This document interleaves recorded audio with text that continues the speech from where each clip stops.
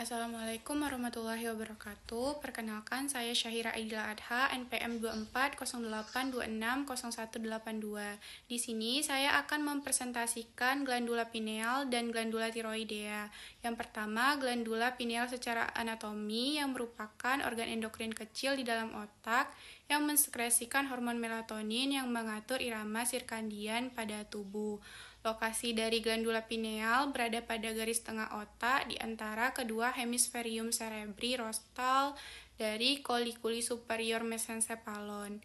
Glandula pineal ini melekat ke dinding posterior ventriculus tertius cerebri, sedangkan secara morfologi, glandula pineal merupakan kelenjar kecil yang berbentuk seperti buah cemara atau pine dengan ukuran panjang sekitar 6 mm, memiliki tangkai yang melekat ke dinding posterior ventriculus cerebri tertius. Glandula pineal, trigonum habenula, dan commissura posterior membentuk epitalamus.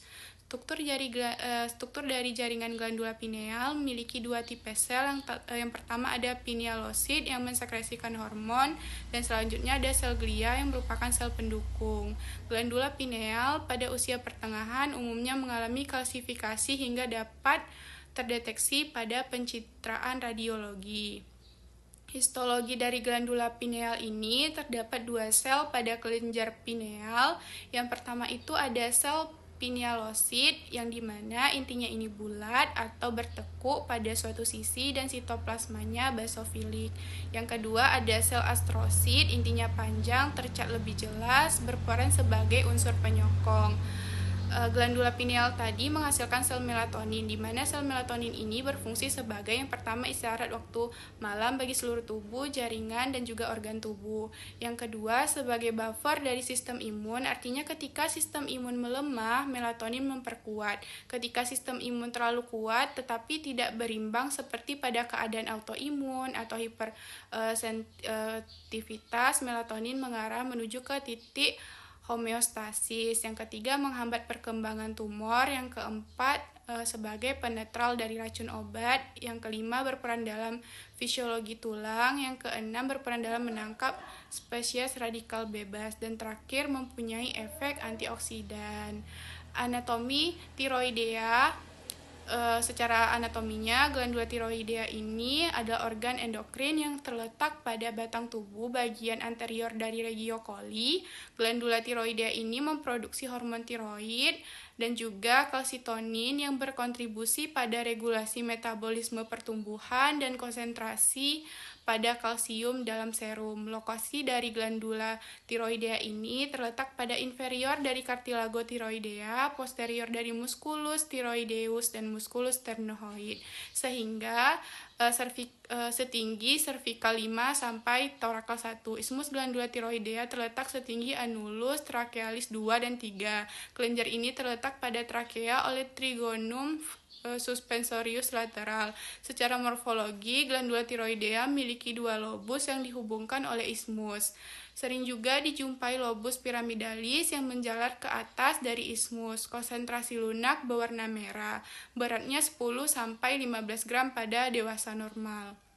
Sedangkan pada histologinya, glandula tiroidea ini secara struktural umum dia kelenjar tiroid yang disusun oleh folikel tiroid yang merupakan unit struktural dan fungsional utama.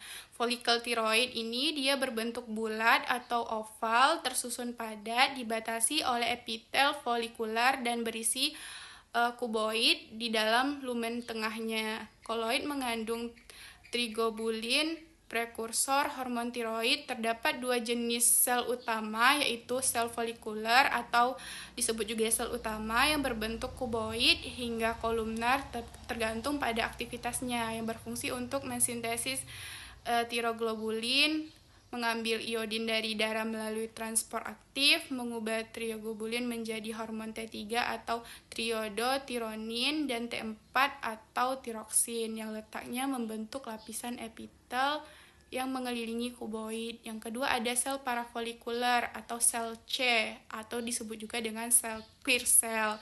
Terletak di antara folikel atau dalam dinding folikel, tidak kontak langsung dengan lumen kuboid yang berfungsi untuk menghasilkan hormon kalsitonin yang menurunkan kadar kalsium darah. Dikenal juga sebagai sel C karena sitoplasmanya tampak cerah dengan pewarnaan He. Perubahan histologi berdasarkan aktivitas yang sesuai pada gambar.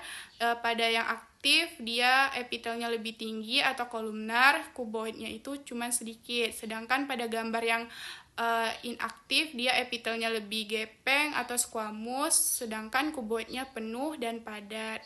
Sekian dari presentasi saya. Mohon maaf apabila ada kata-kata yang salah. Saya akhiri. Wassalamualaikum warahmatullahi wabarakatuh.